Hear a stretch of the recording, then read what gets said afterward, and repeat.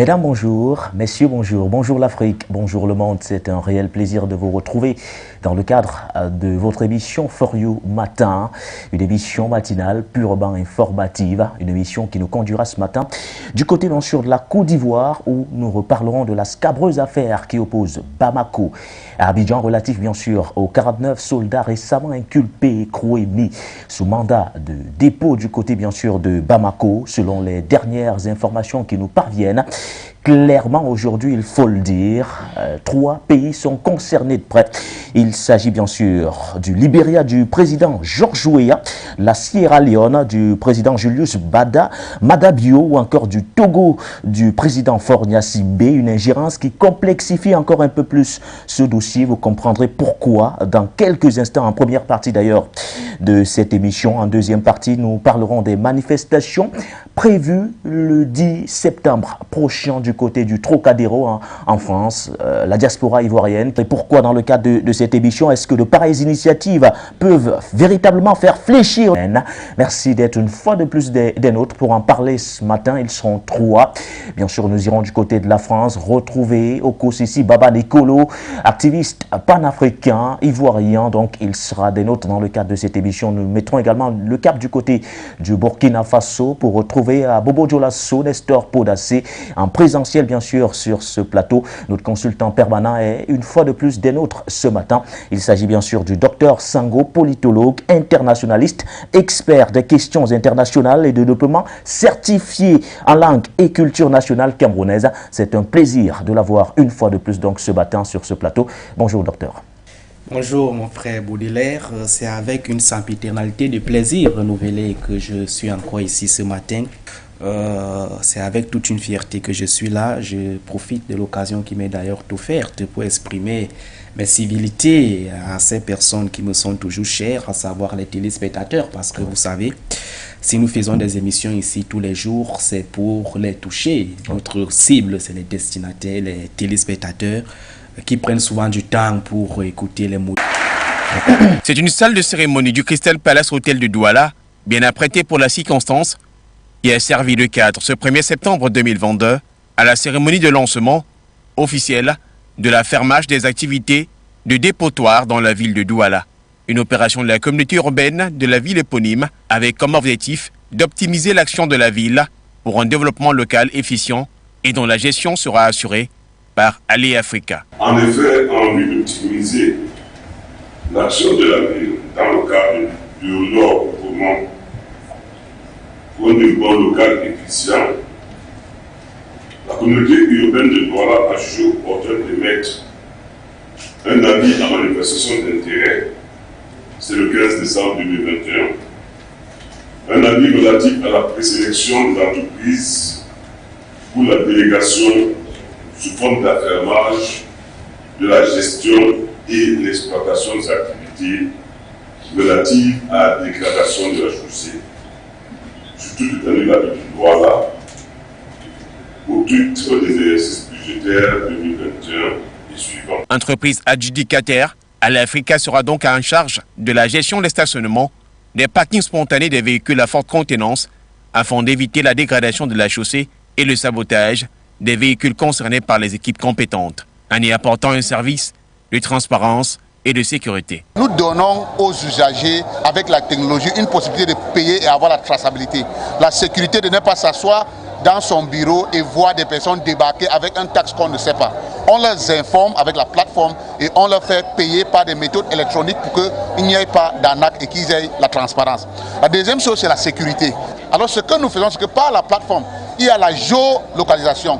Vous choisissez exactement l'endroit que vous allez parquer et après avoir parqué, choisi cet endroit, vous payez et quand vous arrivez, vous avez déjà votre endroit à parquer. À part ça, nous avons nos agents qui vous attendent là-bas, qui vont vous observer pendant la décharge de votre marchandise parce qu'il y a beaucoup de vols que les entrepreneurs se plaignent aussi lorsqu'ils sont en train de décharger leurs marchandises. Les activités de dépotage étaient faites auparavant par un service de la police municipale qui a peiné à assurer. Le maire de la ville a à cet effet prescrit à la nouvelle équipe le dialogue et l'usage des sabots en dernier ressort. Il n'y avait peut-être pas une approche spécifique à cette activité. L'âme de la répression, c'était de poser les sabots. On a posé beaucoup de sabots, Mais on a eu aussi beaucoup de problèmes en posant un sabot. C'est pour ça que j'ai demandé à Aller Africa de veiller à ce que l'utilisation des sabots se fasse en dernier ressort. Par ailleurs, il importe de noter que la CUD, en affirmant ce service à un tierce, cela lui permettra un meilleur suivi de l'activité et des recettes y engagées.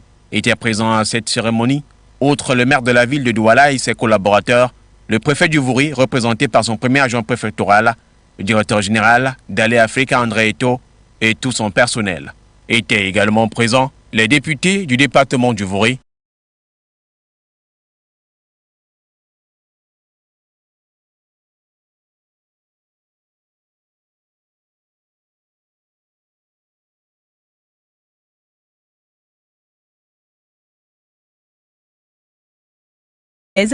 se tenaient sous le TAD. Les différents participants ont également tablé autour de la question du front des colonies françaises d'Afrique et dont la fin en Afrique de l'Ouest résulte justement de l'accord de coopération signé le 21 décembre 2019 entre le locataire d'Élysée et les gouvernements des États membres de l'Union monétaire ouest-africaine. Lors des différents échanges, une fusion entre la CEMAC et la Communauté économique des États de l'Afrique centrale a été évoquée. Et également une réforme sur le franc CFA, ceci même si le président de la commission a crié à la confidentialité sur la question. Il a tout de même précisé qu'une feuille de route a été mise aux différentes institutions. Précisons que les travaux ont été ouverts par la première ministre gabonaise Rose Christiane Osuka.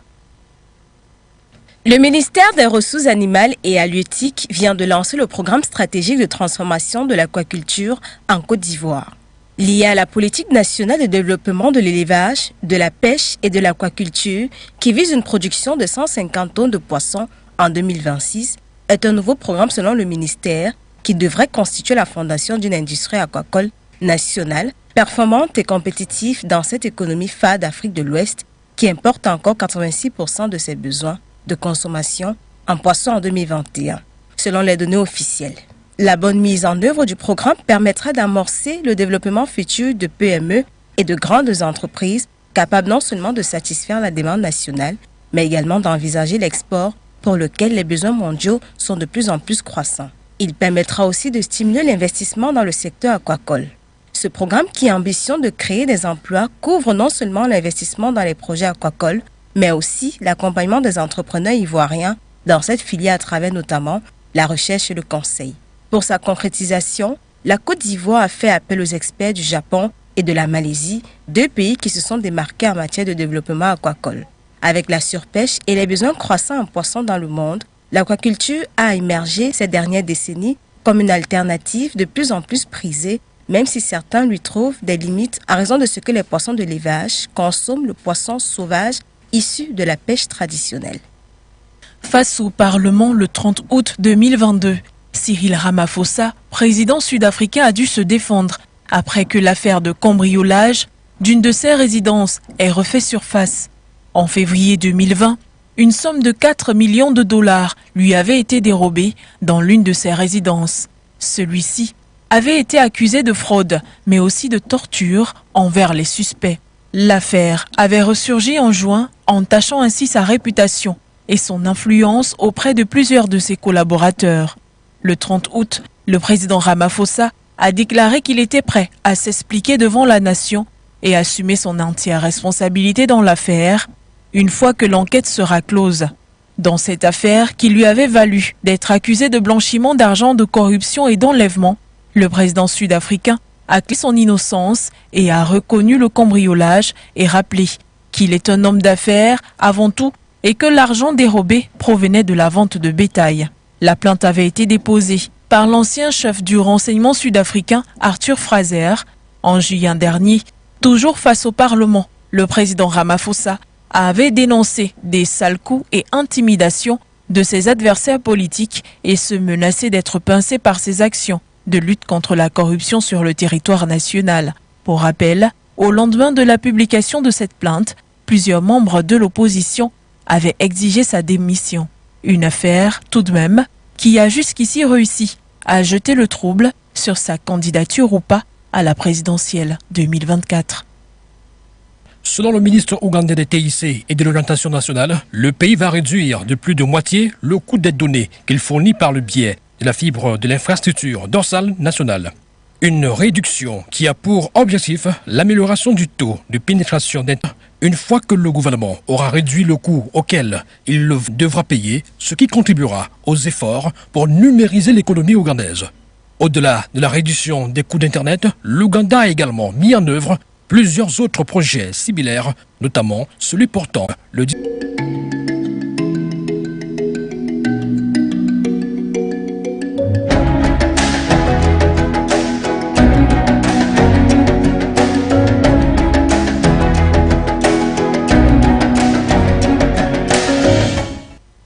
C'est un plaisir de vous retrouver dans le cadre bien sûr de cette émission matinale. Je vous le disais il y a cela quelques minutes seulement. Nous parlerons exclusivement de la Côte d'Ivoire ce matin.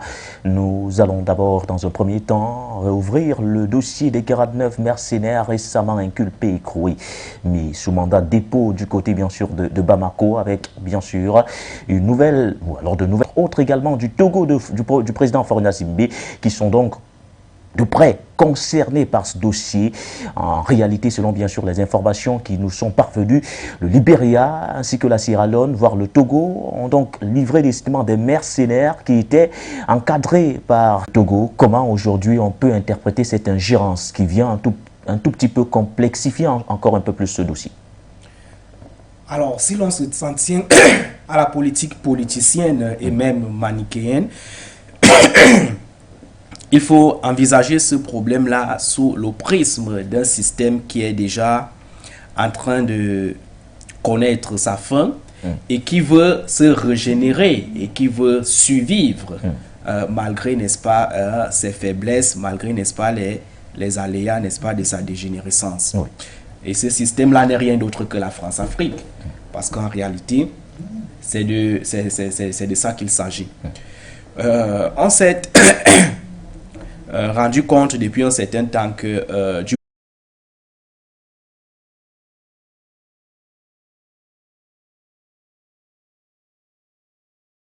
oui, parce que les investigations continuent sur le terrain. Donc je pense que c'est ce travail d'investigation bel et bien d'un système bien orchestré qui Libéria, dont vous venez d'évoquer là tout à l'heure dans votre prise de parole. Donc aujourd'hui, je pense que nous sommes dans ce cheminement-là où on est en train de vouloir chercher la vérité.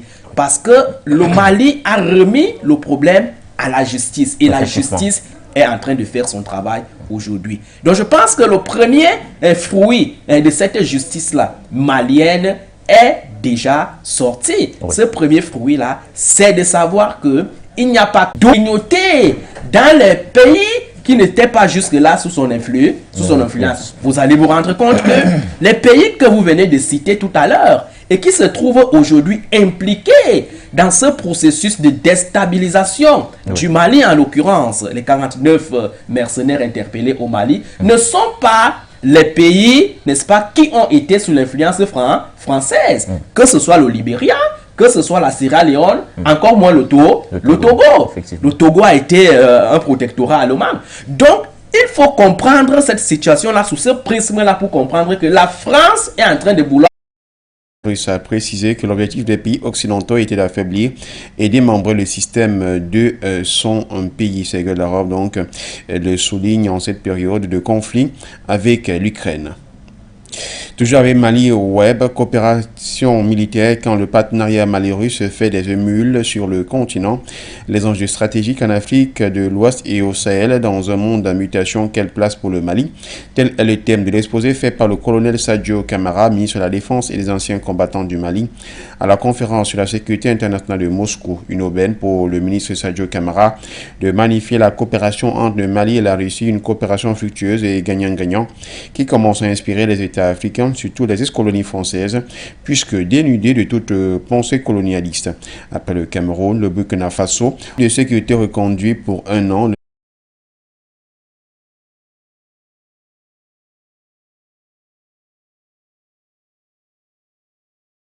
les groupes terroristes.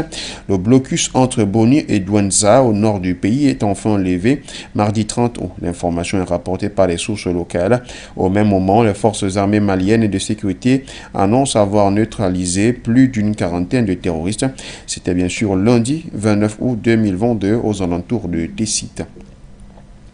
Ouakhatsera au Burkina Faso, titre Burkina, le président Damiba en visite à Abidjan le 5 septembre. Le président de la transition, le lieutenant-colonel Damiba, devrait effectuer une visite d'amitié et de travail en Côte d'Ivoire le 5 septembre à venir au lendemain de son adresse à la nation, selon une information parvenue donc aussi d'informations au cours de ce premier voyage officiel hors du pays. Depuis son accession au pouvoir par le coup d'État du 24 janvier 2022, le président Damiba a dans son agenda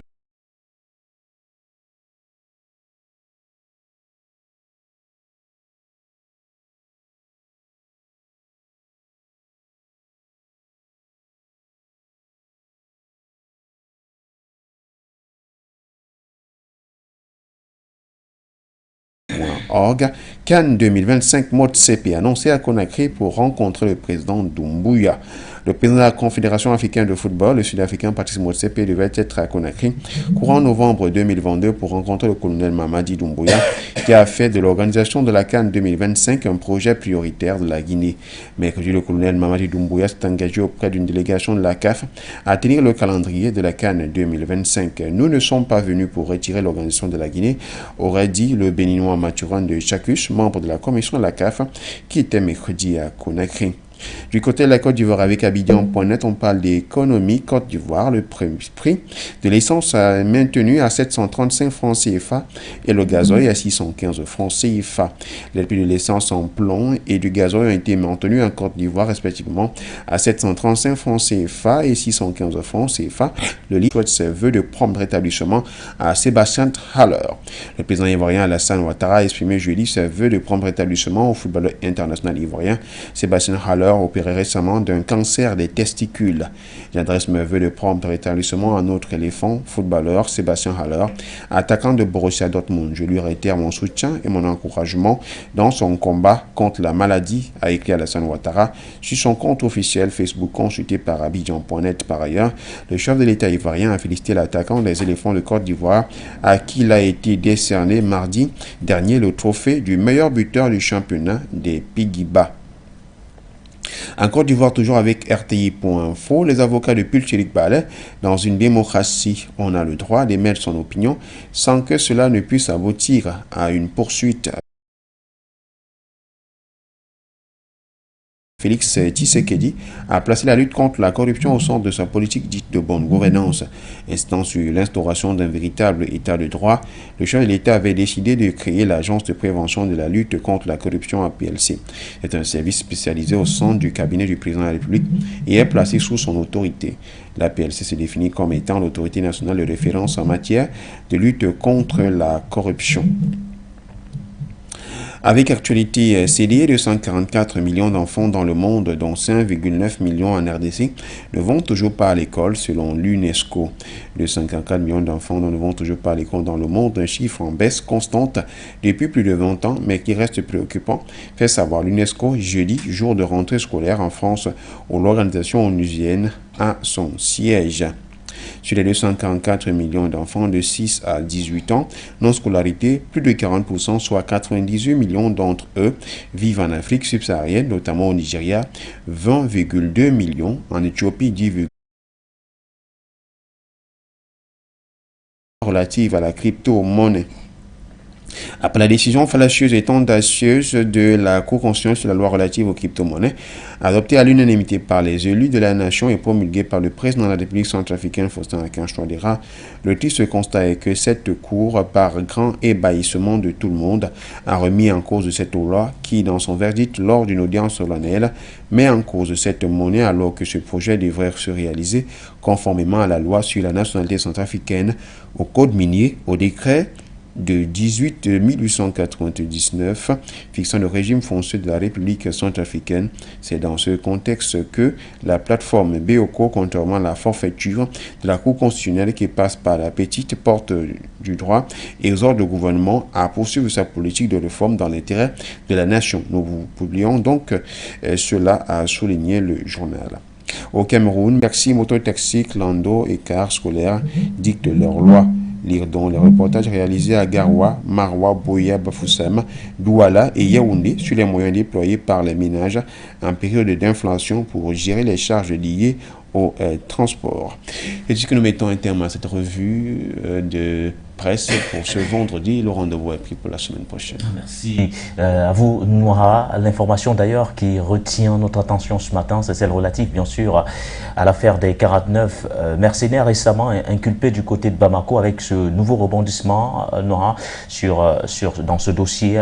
On note l'ingérence de 3 pays, notamment le Libéria, la Sierra Leone ou encore le Togo du président Faure Gnassingbé. On se rend compte que clairement avec cette nouvelle ingérence-là,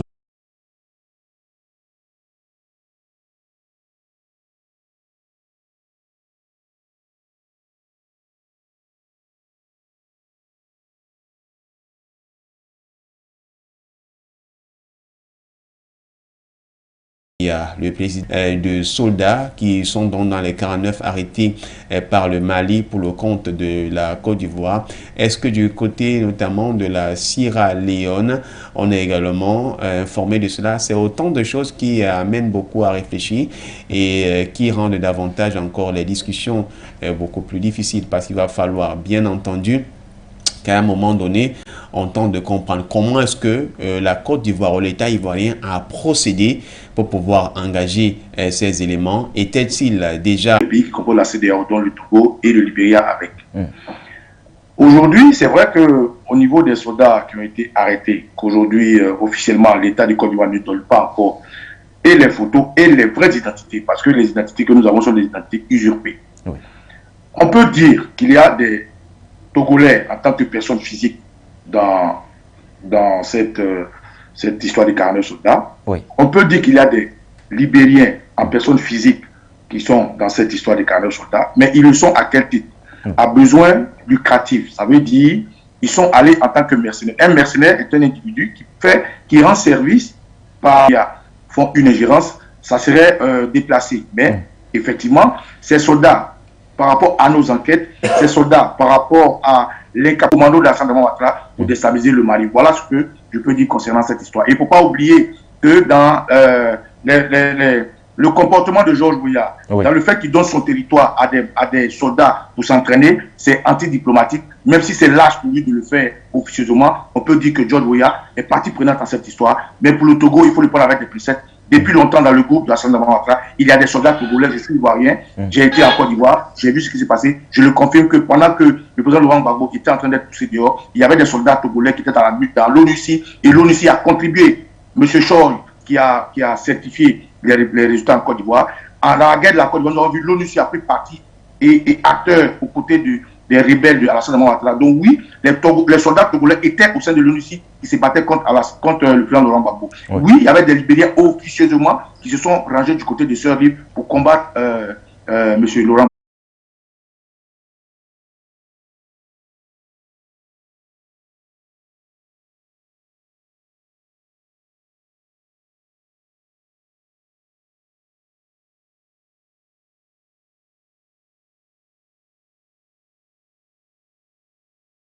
Pas nier, il y a des Burkinabés dans l'armée ivoirienne, il y a des Guinéens, il y a des Maliens, il y a presque tout la CEDEAO est dans l'armée ivoirienne. Parce que ceux-là qui ont combattu, ils ne voulaient pas laisser tout le monde partir, il fallait garder une partie pour sa sécurité. Alors donc aujourd'hui, vu les promesses qu'il a données, pendant qu'il est arrivé au pouvoir, il n'a pas respecté. Ces gens-là sont sortis en 2014 faire mutinerie. Il les a donnés un peu, mais il n'a pas tout donné. 2017, ils ont durci le allaient le déposer parce qu'ils se sont déchaînés et ils ont paralysé le pays complètement. Il a vu, j'ai donné leur argent.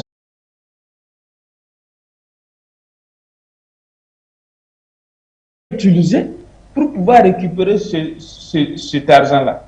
Alors donc, qu'est-ce qu'Alassane Ouattara fait? En 2015, il a envoyé des mercenaires au Burkina Faso, aider son ami général Zivlé Denguéré à faire coup d'État pour restaurer le pouvoir de Compaoré. Alors, il fait coup d'État, le peuple se met debout, le peuple ne dit pas question. Donc, une partie de l'armée royaliste patriote était obligée de se ranger du côté du peuple. Et ces mercenaires envoyés au Burkina sont nettoyés. Jusqu'à aujourd'hui, il n'y a pas de suite, il n'y a pas de compte à rendre. Un mercenaire, on le tue. Assimi Goïta a cherché bruit parce que simplement il a gardé les 49. Il devrait les exécuter. Point final. Alors, 2019, il rentre dans ce business avec les gens de l'ONU, avec compagnie aérienne SARL là. Voilà, donc voici d'où la déstabilisation de l'Afrique de l'Ouest. Donc si vous regardez le Burkina aujourd'hui attaqué en tenaille partout, c'est à cause de tout ça là. Par la Côte d'Ivoire, on a attaqué, par le Togo, par le Bénin, par le Niger et par le Nigeria. Donc voici pourquoi les attaques s'amplifient au Burkina Faso, parce que c'est un couloir de trafic et chacun profite à sa manière avec des relais locaux au niveau national ici.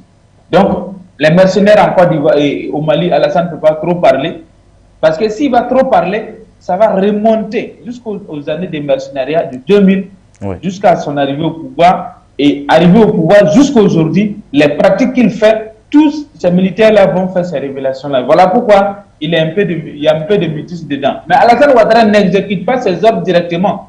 Tout ça, c'est Paris qui comporte. Le président Assimi Goïta. Et donc, il y a cet obstacle-là qui fait problème. Il n'arrive toujours pas à comprendre que Assimi Goïta reste un président légitime.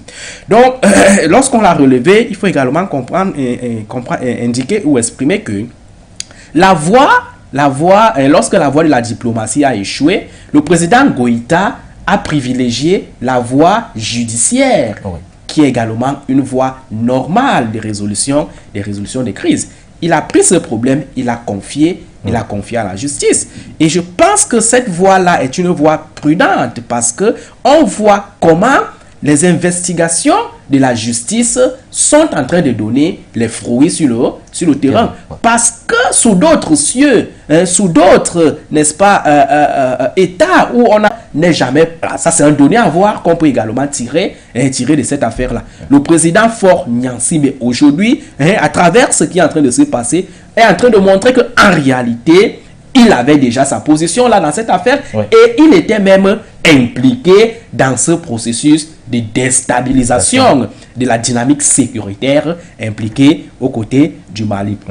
Autre chose également qu'il faut mettre en exergue pour comprendre c'est quoi, c'est que nous sommes aujourd'hui en pleine présence de la dégénérescence de la France-Afrique. Parce qu'il faut l'indiquer, la France-Afrique c'est quoi? La France-Afrique c'est l'oppression des ressources économiques. Parce que la France-Afrique, pour se maintenir vivante, pour maintenir la France, n'est-ce pas, ici, comme puissance, le président Assimi Goïta, c'est pour cela qu'on parle de mercenaires. Parce qu'il faut l'indiquer, un mercenaire, c'est quelqu'un, n'est-ce pas, qui agit pour des intérêts personnels et non pour l'intérêt étatique. C'est là la toute différence entre un mercenaire et un soldat.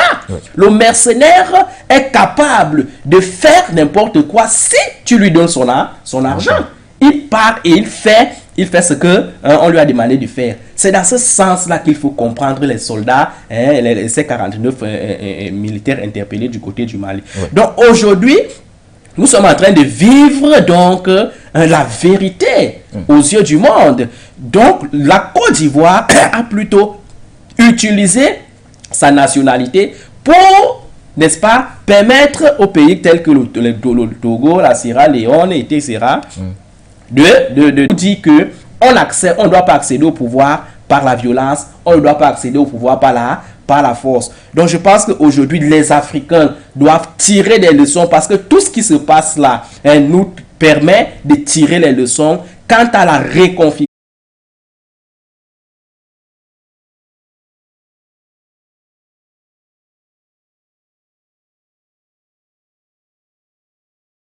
Chris Begrela.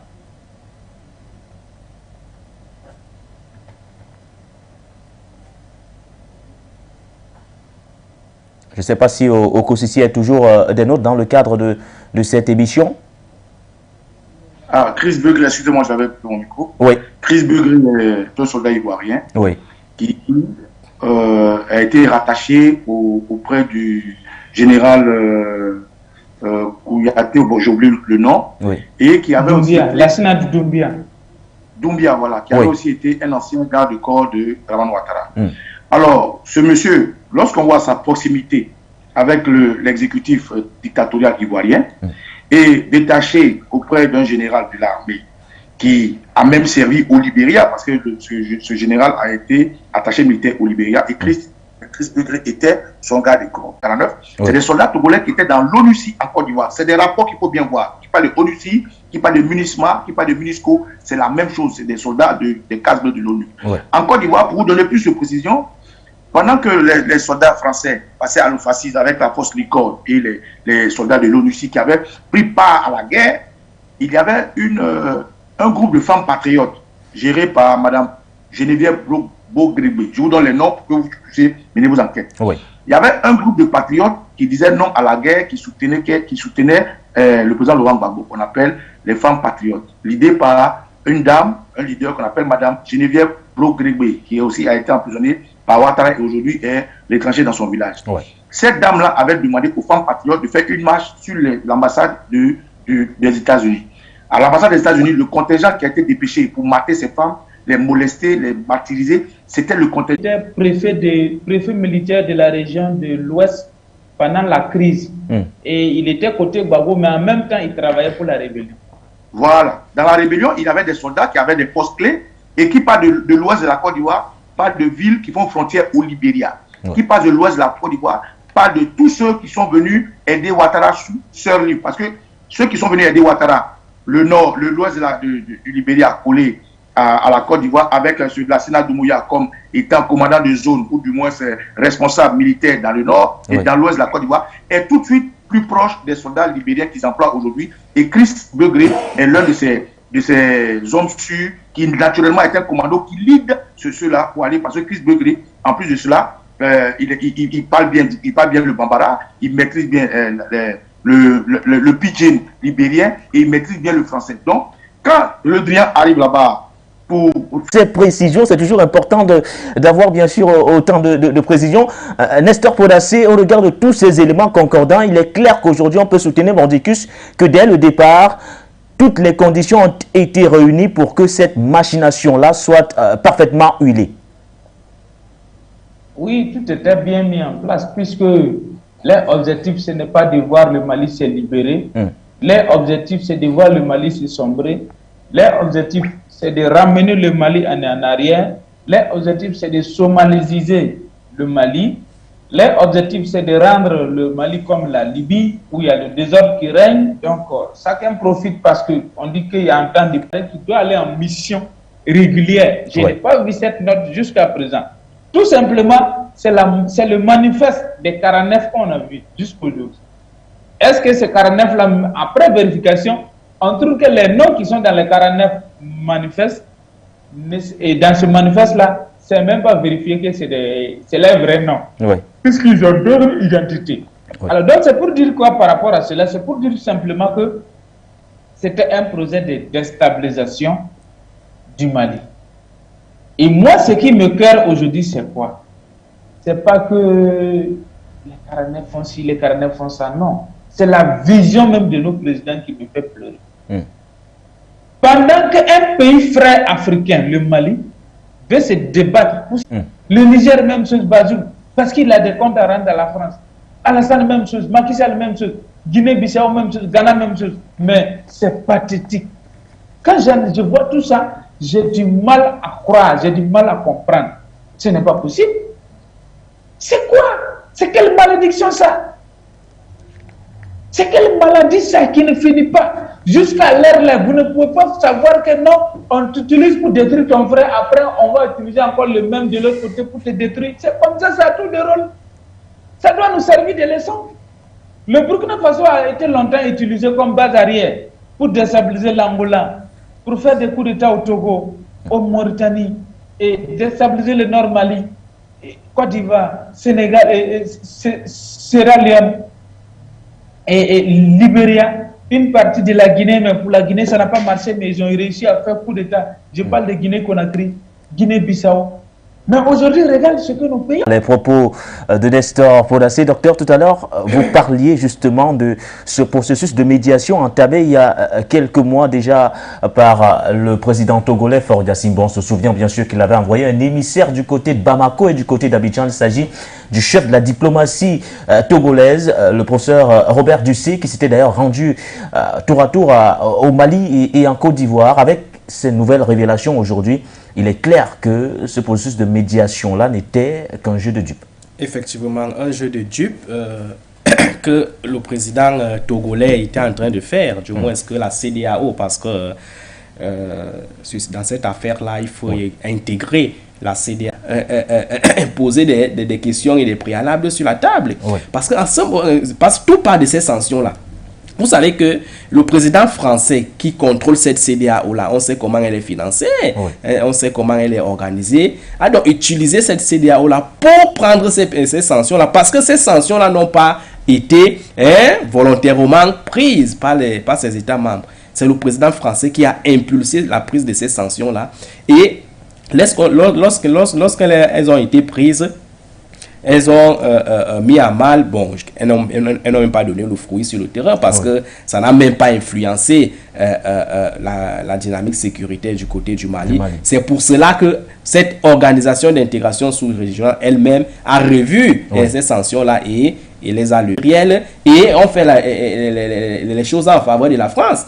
Lorsqu'on fait miroiter aux hommes matériels tels que les Africains aujourd'hui, l'image d'une société est totalement matérielle, comme l'argent, les biens, ceci, tout ça, au sein de laquelle ils peuvent par exemple connaître un certain bonheur. Moi je dis toujours qu'on ne fait rien d'autre que de détourner souvent leur attention de l'essentiel sur l'accessoire. L'essentiel aujourd'hui, c'est la construction de nos États. L'essentiel aujourd'hui, c'est l'assumation de nos souverainetés. Et c'est le combat qu'Assimi Goïta est en train de faire du côté du Mali. C'est le combat qu'il est en train de faire et que les États africains se doivent, n'est-ce pas, de l'accompagner. Donc, pour le reste, je dois tout simplement dire que les États africains doivent rester... Alors, est-ce que c'était intentionnel? Est-ce que c'était une maladresse?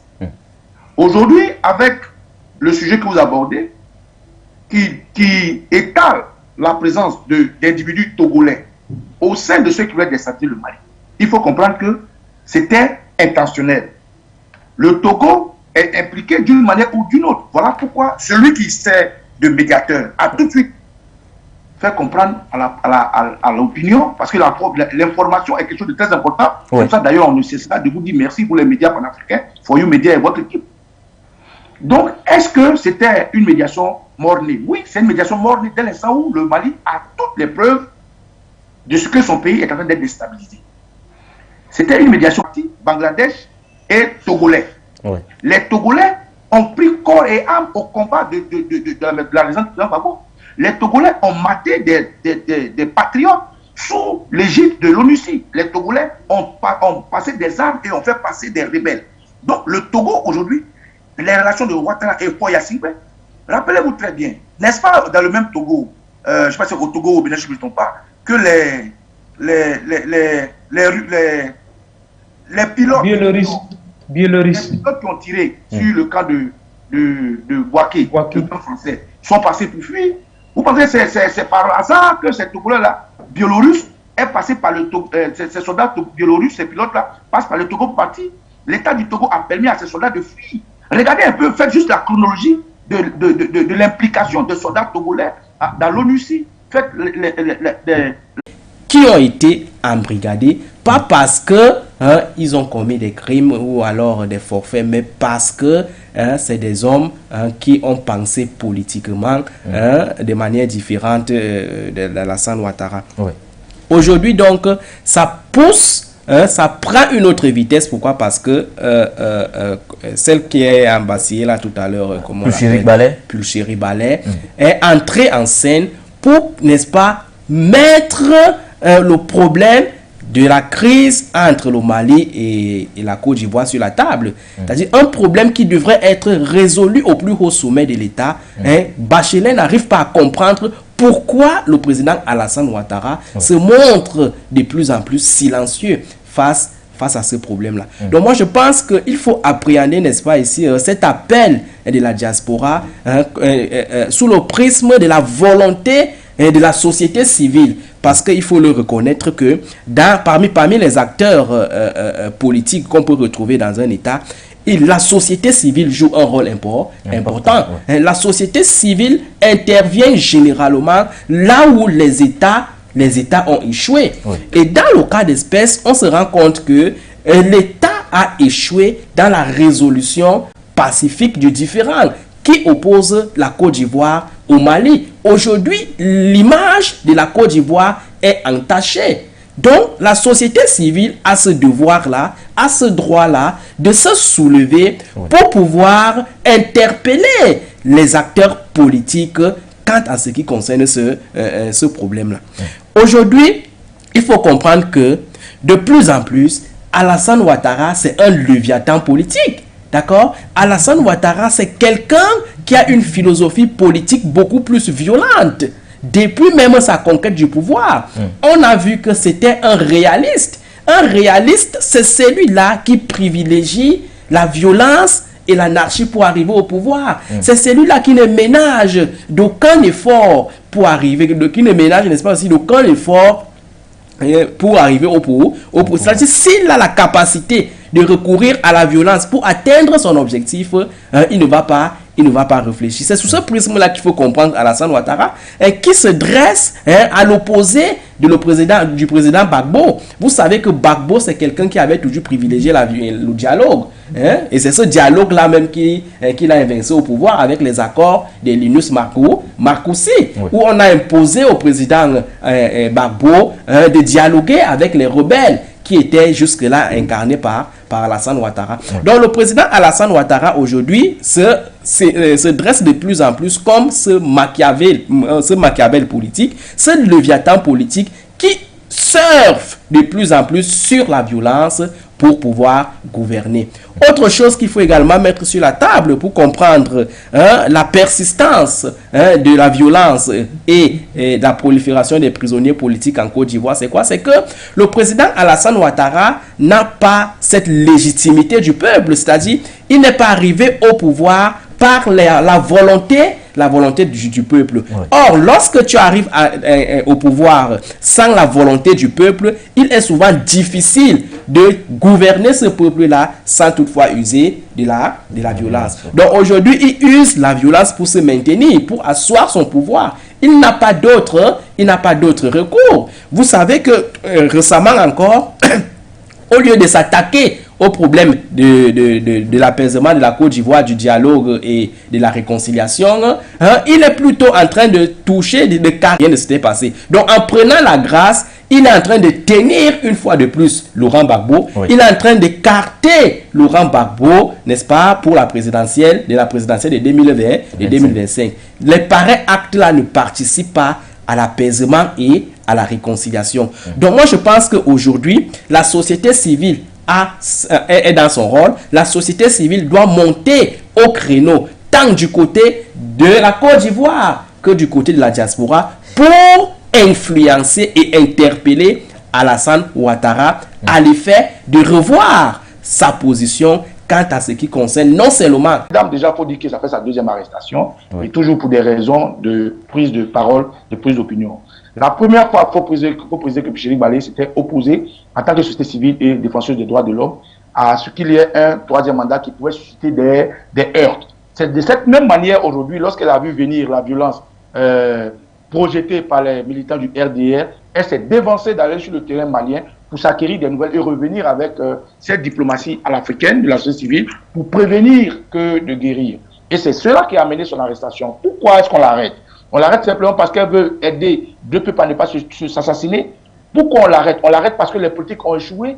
Pourquoi on l'arrête? On l'arrête parce qu'il y a des gens qui se sont levés, qui sont allés sur notre territoire pour chercher querelle. On l'arrête étant femme. Il faut préciser que cette valeur de femme de Péchérik Balé est aujourd'hui une position qui suscite de la colère dans la diaspora. Et c'est ainsi que la diaspora décide ce samedi 10, pas celui-là, l'autre samedi 10, à 13h30 de se rassembler à Trocadéro et de faire